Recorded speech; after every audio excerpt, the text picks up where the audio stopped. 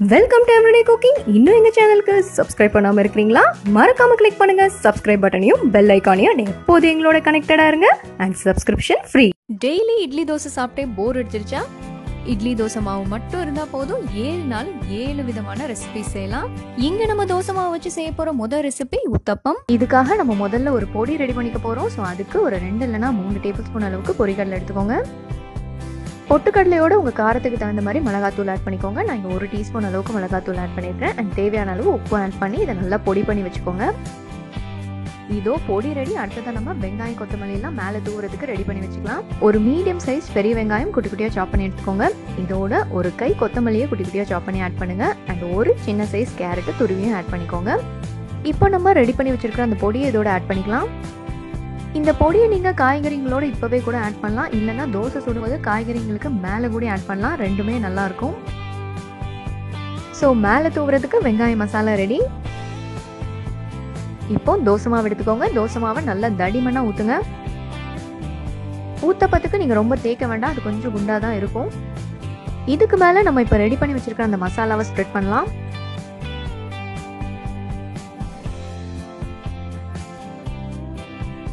தேவையான அளவு எண்ணெய் ஊற்றுங்க. 2 பக்கமும் நல்லா வேக விட்டுடுங்க. கொஞ்சம் சீக்கிரம் குக் ஆகணும் அப்படின்னு நினச்சிங்கன்னா இதை ஒரு மூடி போட்டு வேக விடுங்க. மூடி போட்டு வேக விட்டிங்கன்னா நல்லா ஈவனாகவும் குக் ஆகும்.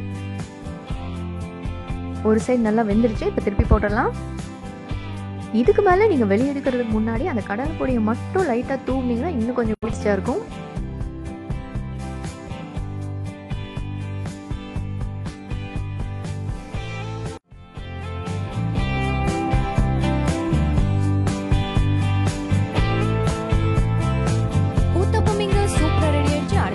காஞ்சிபுரம் இட்லி ஸ்டைல்ல ஒரு சூப்பரான வெஜிடபிள் இட்லி எப்படி செய்யறதுன்னு பார்க்கலாம். கொஞ்சமா ஆயில் பேன்ல ஊத்துங்க. ஒரு டீஸ்பூன் அளவுக்கு கடலைப்பருப்பு அதில் போடுங்க.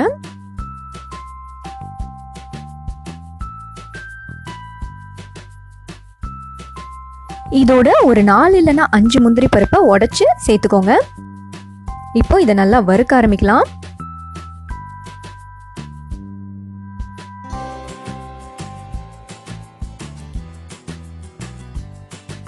இதோ பருப்பு நல்லா வறுபட்டுருச்சு. இதோட ஒரு சின்ன துண்டு இஞ்சியை குட்டி குட்டியா நறுக்கி ஆட் பண்ணுங்க.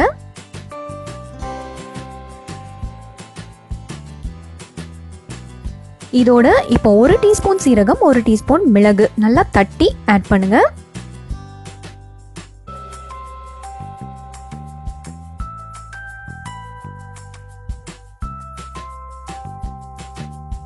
இப்போ இதோட கொஞ்சம் கருவேப்பிலை சேர்த்துக்கலாம்.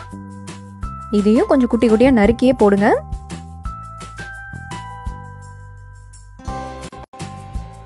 அடுத்ததா ஒரு 4 இல்லைன்னா 5 பீன்ஸ் பொடி பொடியா நறுக்குனது, அதே மாதிரி ஒரு 1/2 கப் துருவின கேரட் இதையும் சேர்த்து நல்லா வதக்க ஆரம்பிங்க.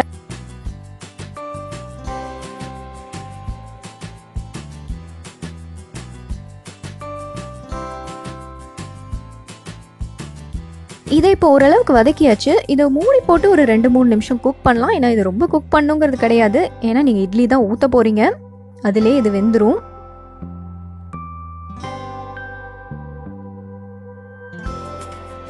இதோட தேவையான அளவு உப்பு சேர்த்துக்கோங்க. இட்லி மாவில் உப்பு இருக்கும், ஸோ இந்த வெஜிடபிள்ஸ்க்கு தகுந்த மாதிரி உப்பு சேர்த்துக்கோங்க.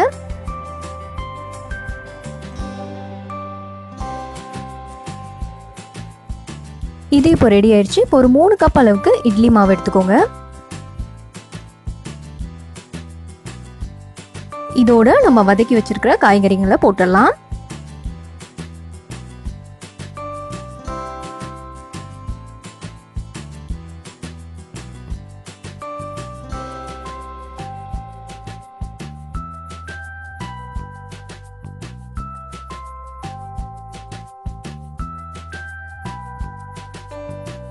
இது நல்லா மிக்ஸ் பண்ணியாச்சு. இப்போ இதோட ஒரு பிஞ்ச் பெருங்காயம், ஒரு 1/4 டீஸ்பூன் அளவுக்கு மஞ்சத்தூள், இது ரெண்டும் சேர்த்துக்கோங்க.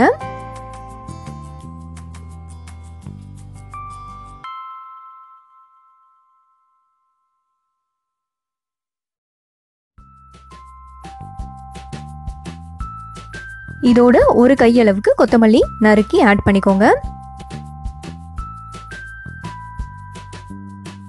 ஸோ இதுக்கப்புறம் எப்பயும் போல் இட்லி ஊற்றுற மாதிரி ஊற்றி எடுக்கலாம்.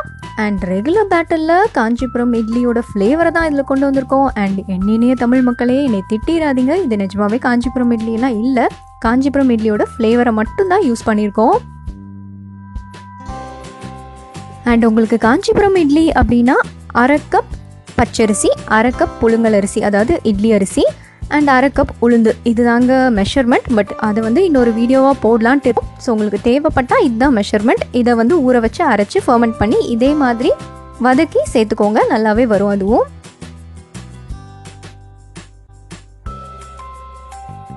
இங்கே இட்லி ஊற்றியாச்சு. 15லேருந்து 20 நிமிஷம் வெயிட் பண்ணலாம் இட்லி ரெடி ஆகிறதுக்கு. இதோ இட்லி ரெடி. மணக்க மணக்க காஞ்சிபுரம் ஸ்டைல் அதாவது காஞ்சிபுரம் ஃப்ளேவரில் ஒரு வெஜிடபிள் இட்லி ரெடி ஆயிடுச்சு. இது ரொம்பவே டேஸ்ட்டாக இருக்குங்க.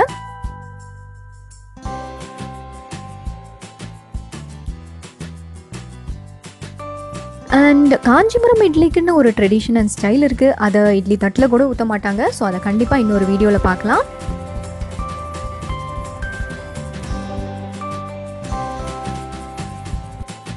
So vegetable idli ready. அடுத்ததை நம்ம மசால் தோசை எப்படி செய்யறதுன்னு பார்க்கலாம். இதுக்கு ஆயில் கொஞ்சமாக பேனில் ஊற்றிக்கோங்க. இதில் 1/2 டீஸ்பூன் கடுகு, 1/2 டீஸ்பூன் உளுந்து, 1/2 டீஸ்பூன் கடலைப்பருப்பு ஆட் பண்ணிக்கலாம். கடுகு நல்லா வெடிக்கட்டும் அண்ட் 2 பருப்பும் நல்லா வதங்கட்டும். இதுக்கப்புறம் ஒரு கையளவு கருவேப்பிலை,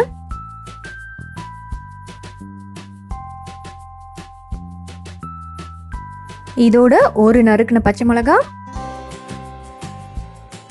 ஒரு சின்ன சைஸ் வெங்காயம் குட்டி குட்டியாக நறுக்குனது, ஒரு சின்ன துண்டு இஞ்சி பொடி பொடியாக நறுக்குனது. இஞ்சி வாயில் தட்டுப்படக்கூடாதுன்னு நினைக்கிறவங்க சின்ன சைஸ் உரல் வச்சுருந்தீங்கன்னா நல்லா தட்டி இதில் சேர்த்துக்கோங்க, வாயில் தட்டுப்படாது. அடுத்ததாக தேவையான அளவு உப்பு ஆட் பண்ணிக்கலாம். அண்ட் 1/2 டீஸ்பூன் அளவுக்கு மஞ்சள்தூள், 1/4 டீஸ்பூன் அளவுக்கு பெருங்காயத்தூள். இதெல்லாம் இப்போ நல்லா கலந்து விடுங்க. அவ்வளோதான், மசாலாலாம் இதில் ஜாஸ்தி சேர்க்க போகிறது கிடையாது.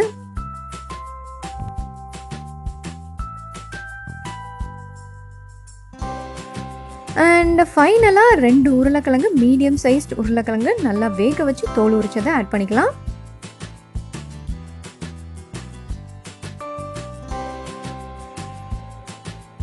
எவ்வளோ தூரம் உங்களால் மசிச்சு விட முடியுமோ இந்த கரண்டி வச்சு நல்லா மசிச்சு விட்டுக்கோங்க. கொஞ்சமாக தண்ணி ஆட் பண்ணிக்கலாம், எல்லாம் நல்லா மிக்ஸ் ஆகணும், அதுக்காக தான்.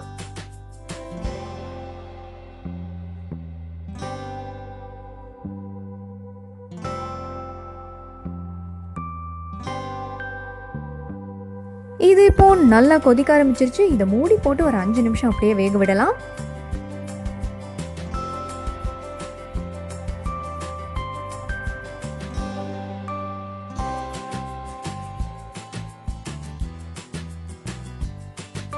நம்ம ஊற்றின தண்ணி கூட இப்போ நல்லா வத்திருச்சு. அண்ட் வத்தலைனாலும் கொஞ்சம் வத்த விட்டுக்கோங்க.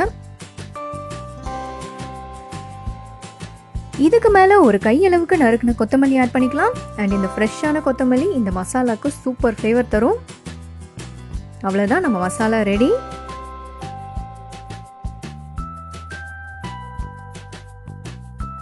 இந்த மாதிரி மசாலா நல்லா மசிஞ்சு வரணும், அப்போ தான் நல்லாயிருக்கும். அடுத்ததான் நம்ம யூஸ்வல் தோசை மாவில் தோசை ஊற்றிக்கலாம்.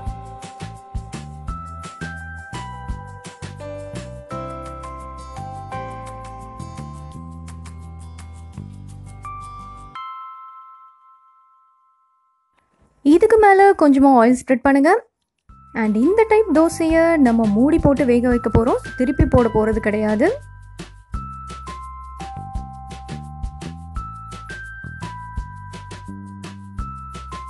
இந்த மாதிரி மூடி போட்டு வேக வைக்கிற தோசை மசாலா இல்லாமல் அப்படியே சாப்பிட்டா கூட ரொம்ப நல்லாயிருக்கும். ஒரு சைடு சாஃப்டாக, ஒரு சைடு மொறு மொறுன்னு செம்ம டேஸ்ட்டாக இருக்கும். அப்படியே சாப்பிட கூட ட்ரை பண்ணுங்கள். இங்கே நம்ம மசாலா வச்சிடலாம். இந்த மாதிரி திருப்பி போடாத தோசையை பச்சை பூண்டு சட்னி தொட்டு சாப்பிட்டா செம்ம டேஸ்ட்டாக இருக்கும். அண்ட் பூண்டு சட்னிங்கிறது வேற ஒன்றும் இல்லைங்க, ஒரு கையளவு பூண்டு, ஒரு தக்காளி, ஒன்றும் இல்லைன்னா 2 வரமிளகாய் அப்படியே மிக்சியில் அரைச்சி அப்படியே தொட்டு சாப்பிட்லாம். மசால் தோசை இங்கே சூப்பராக ரெடி ஆயிடுச்சு. அடுத்ததான் நம்ம கார பணியாரமும் இனிப்பு பணியாரமும் எப்படி செய்யறதுன்னு பார்க்கலாம். பாத்திரத்தில் கொஞ்சமாக ஆயில் விடுங்க. இதில் 1/2 டீஸ்பூன் கடுகு, 1/2 டீஸ்பூன் உளுந்து ஆட் பண்ணுங்க. கடுகு வெடிக்கட்டும். கடுகு வெடிச்சதும் ஒரு அரை பெரிய வெங்காயத்தை குட்டி குட்டியா சாப் பண்ணி ஆட் பண்ணுங்க. வெங்காயம் நல்லா வதங்கட்டும். வெங்காயம் வதங்கினதும் நம்ம கொஞ்சமா கருவேப்பிலை ஆட் பண்ண போறோம். ஒரு கையளவு கருவேப்பிலை.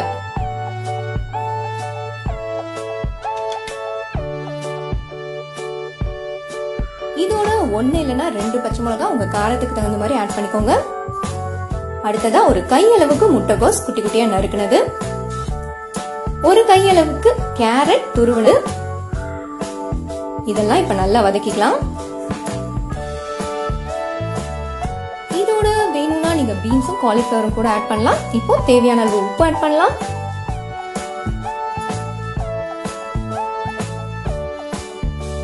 ஒரு 2 நிமிஷம் இதை நல்லா வதக்கிக்கலாம். இது எப்படினாலும் பணியாரம் ஊத்தும் போது வேக போகுது. ஸோ ரொம்ப வேக வைக்கணும் கிடையாது. ஒரு 2 நிமிஷம் நல்லா வதக்கிட்டு ஆஃப் பண்ணிக்கோங்க.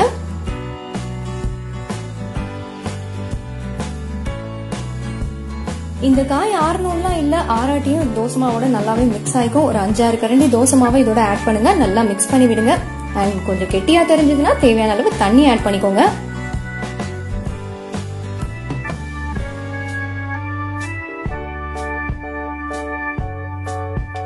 இட்லி மாவு மாதிரி ரொம்ப கெட்டியாம ஓரளவுக்கு லூஸான கன்சிஸ்டன்சி கொண்டு வாங்க. இந்த மாதிரி இருக்கணும். இது ஒரு பக்கம் இருக்கட்டும். அடுத்ததான் நம்ம இனிப்பு பணியாரத்துக்கு ரெடி பண்ணிக்கலாம். ஒரு கப் அளவுக்கு வெல்லம் எடுத்துக்கோங்க. இத கொஞ்சமா தண்ணி ஊத்தி காய்க்க போறோம். இது கரையணும். அதுக்காக தான் நம்ம ஸ்டவ்ல வச்சு இதை கிளற போறோம்.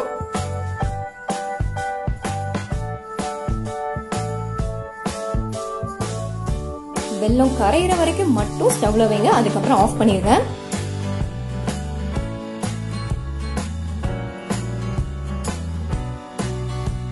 நீங்க கரைச்சு வச்சிருக்கிற இந்த வெல்லத்துக்கு ஒரு 5-6 கரண்டி தோசை மாவு இருந்தா கரெக்டா இருக்கும். சோ ஒரு 5 இல்லைன்னா 6 கரண்டி தோசை மாவு எடுத்துக்கோங்க. இதுல நம்ம கரைச்சு வச்சிருக்கிற அந்த வெல்லத்தை ஆட் பண்ணலாம். ஃபில்டர் பண்ணி ஆட் பண்ணுங்க. கரைக்கிறதே நம்ம அந்த தூசி எல்லாம் போறதுக்காக தான்.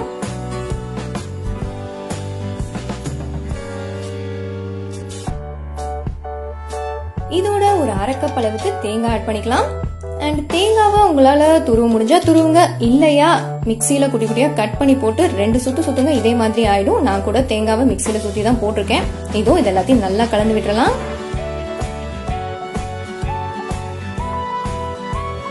இதோட அரை டீஸ்பூன் அளவுக்கு ஏலக்காய் தூள் ஆட் பண்ணிக்கலாம். எல்லாம் நல்லா கலந்து விடுங்க. உங்க ஸ்வீட் பணியாரத்துக்கான பேட்டர் ரெடி.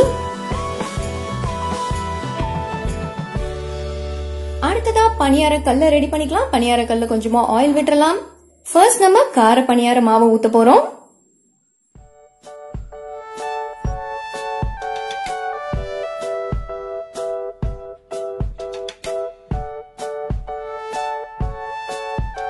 இதோ ஒரு சைடு வெந்துருச்சு. அண்ட் ஒரு சைடு வெந்துருச்சுன்னா தானாவே ஈஸியா திருப்ப வரும்.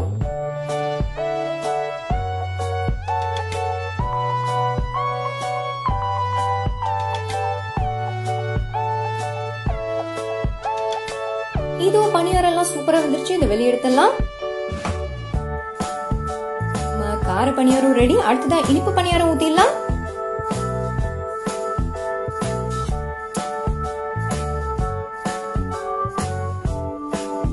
இந்த மாதிரி இனிப்பு பணியாரத்துக்கு மாவு ஊத்தினதுமே 2-3 காஞ்ச திராட்சைய இந்த மாவா இருக்கும் போதே உள்ள போடுங்க. ரொம்பவே நல்லா இருக்கும் சாப்பிடும் போது. அப்படி போட்டா நான் இங்க போடல, நீங்க போட்டு பாருங்க. இதோ ஒரு சைடு வந்துருச்சு. திருப்பிடலாம்.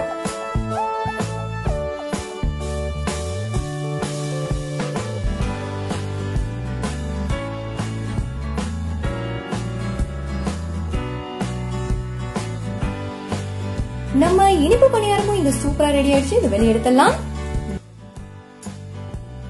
2 பணியாரமும் இங்க சூப்பரா ரெடி ஆயிடுச்சு. அடுத்ததா நம்ம தோசை மாவு யூஸ் பண்ணி ராகி தோசை எப்படி செய்யறதுன்னு பார்க்கலாம். ஒரு 1.5 கப் அளவுக்கு ராகி எடுத்துக்கோங்க.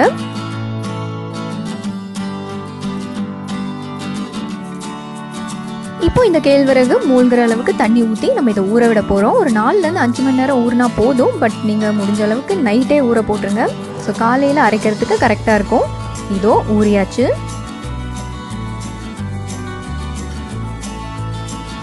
இதை இப்போ அரைச்சிக்கலாம். கொஞ்சமாக தண்ணி ஊற்றி தோசை மாவு பதத்துக்கு அரைச்சிக்கோங்க.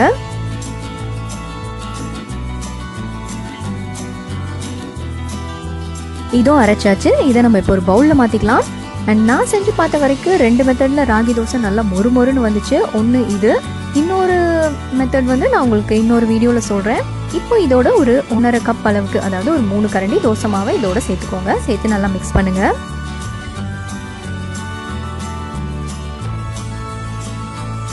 எப்படி பர்ஃபெக்டாக இட்லி தோசை மாவு செய்கிறது, எப்படி வின்டரில் புளிக்க வைக்கிறது, எப்படி ரொம்ப நாள் ஸ்டோர் பண்ணுறதுங்களுக்கான வீடியோட லிங்க் இந்த டிஸ்கிரிப்ஷனில் இருக்குது. வேணும்னா அதை ரெஃபர் பண்ணிக்கோங்க. இப்போது இந்த மாவோட தேவையான அளவு உப்பு சேர்த்துக்கோங்க.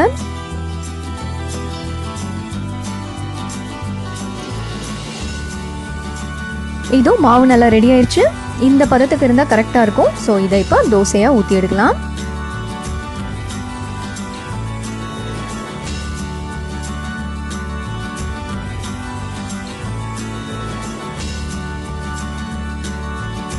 தேவையான அளவு எண்ணெய் ஊற்றி திருப்பி போட்டு எடுங்க. சூப்பரான ராகி தோசை ரெடி ஆயிடும்.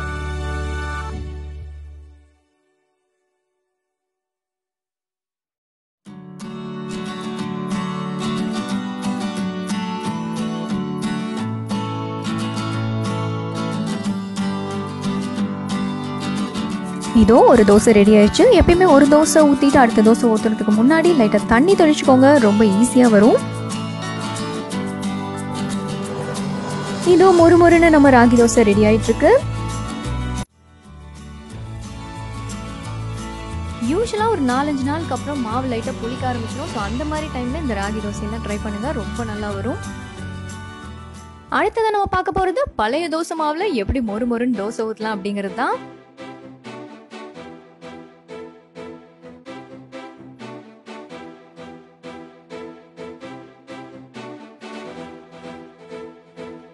ஒரு கப் ரவை எடுத்துக்கோங்க. சுடுதண்ணி ஊற்றி இதை நல்லா கலக்குங்க.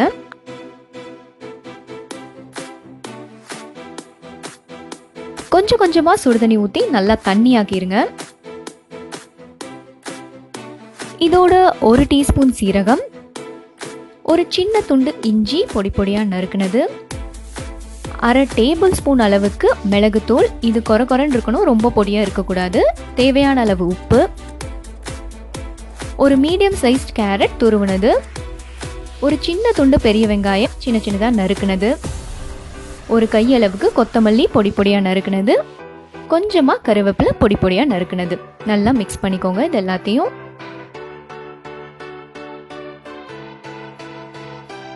இந்த பேட்டர் நல்லா தண்ணியாக இருக்கணும். ஸோ வேணும்னா இன்னும் கொஞ்சம் தண்ணி கூட ஆட் பண்ணி மிக்ஸ் பண்ணிக்கலாம். இப்போது இதை ஒரு 10லேருந்து 15 நிமிஷம் நம்ம ஊற விட போகிறோம்.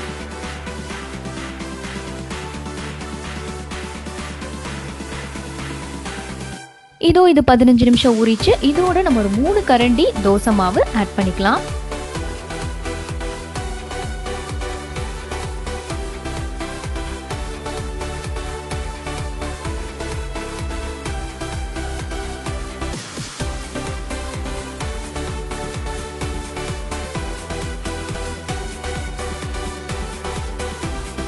பேட்டர் நல்லா ரன்னிங் கன்சிஸ்டன்சியில் இருக்கணும். இது பர்ஃபெக்டாக இருக்குது. இப்போ தோசைக்கல்லை நல்லா சூடு பண்ணிக்கோங்க. நல்லா சூடாக இருக்கிற தோசைக்கல்லை இதை ஸ்ப்ரெட் பண்ணணும். ஊற்றி தேய்க்கக்கூடாது. இந்த மாதிரி நல்லா ஸ்ப்ரெட் பண்ணுங்க. தேவையான அளவு எண்ணெய் ஊற்றிக்கோங்க. நல்லா திருப்பி போட்டு வேக விடுங்க. மொறுமொறுன்னு இந்த தோசை சூப்பராக வரும்.